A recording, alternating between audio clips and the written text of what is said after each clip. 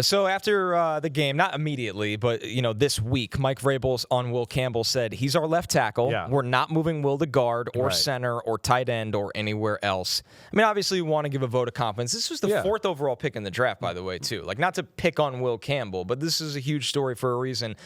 This has led to a lot of discourse after this game. Right. There are a lot of people out there that are saying it's not the arm length, it's the technique, whether it's he's not comfortable in his pass set, getting his base under him, his hands are late, on and on it goes. My counter to that, Chris, and this could mean I didn't play offensive line, I didn't play in the NFL, but wouldn't you say that sometimes it's great to have physical gifts at offensive tackle to fall back on when you're growing technically as a player? Definitely. I mean that's where part of the evals. Exactly right. I mean, we have Orlando Brown. He's our de facto expert offensive lineman. His technique's not always perfect. He's a large man, but he's met him so for the first freaking time. big and long arms and whatever else that when technique's not good, he can still got something else to lean on to go, oh, I got away with it there, right? That's what we're talking about. Some of the things we saw with Will Campbell are a little bit like what I just said with Drake May. Some of the things that you saw at LSU that were a little concerning, right? Now, I do take it. I think he was not 100% in the football game. Right. And we weren't talking about nearly these concerns in the middle part of the year when he was healthy before he got hurt, right? It wasn't perfect, but we wasn't getting beat like we saw at the end of the year. So, I do think it's a little bit of a perfect storm of young player who got hurt, and then he's not hitting on all cylinders and playing his best ball because he hasn't played in a while. And then he's thrusted into the toughest part of the year, right? Because they had an easy schedule. Toughest part of the year, playoffs, and some of the best defenses in the sport. It was like a double whammy. I do think he could still play left tackle. I do. But am I sold that that's still the best spot for him? No.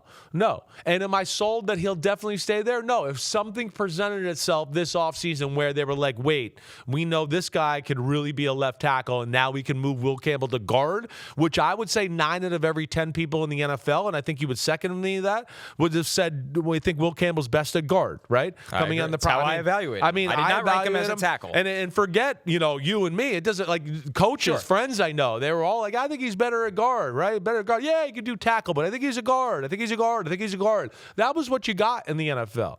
So they tried to make it work here, and it might work. But, Anchor was never real special at LSU. And then the arm length thing that he's getting made fun of for, right? Again, it's not an end-all, be-all. We know there's been some tackles that have worked out with shorter arms. Rashawn Slater. Right. There's a lot of them. But, there is tangible evidence that it certainly helps, and you can't discard it. There's tangible evidence on arm length from a pass rusher or a left tackle that is a key to being successful.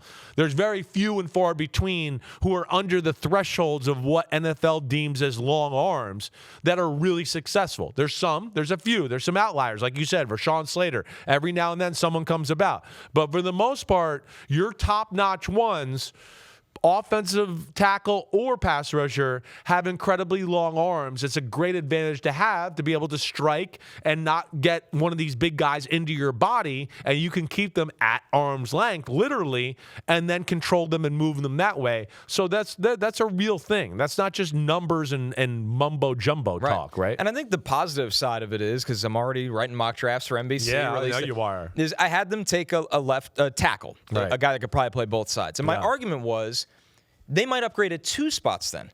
Will Campbell might be an upgrade for you at left guard. Yes. And then you can get a true left tackle. So, because people are very sensitive about this, and I understand it. Yeah. Will Campbell, like you said, might end up being just fine at tackle in this league and deserves a chance to develop.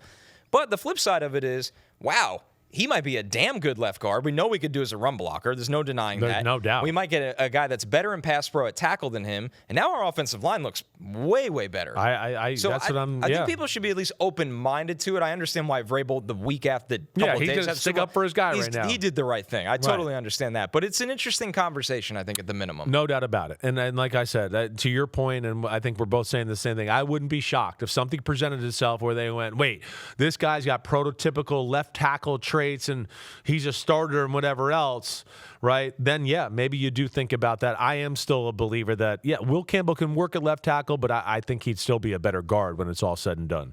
Yo, thanks for watching, homies. We are now in the NFL season here on Chris Simms Unbuttoned. Hit subscribe to get our weekly picks, game recaps, film deep dives, and much, much more. Thanks again for watching. Subscribe, rate, review. Peace out. You know where to find us.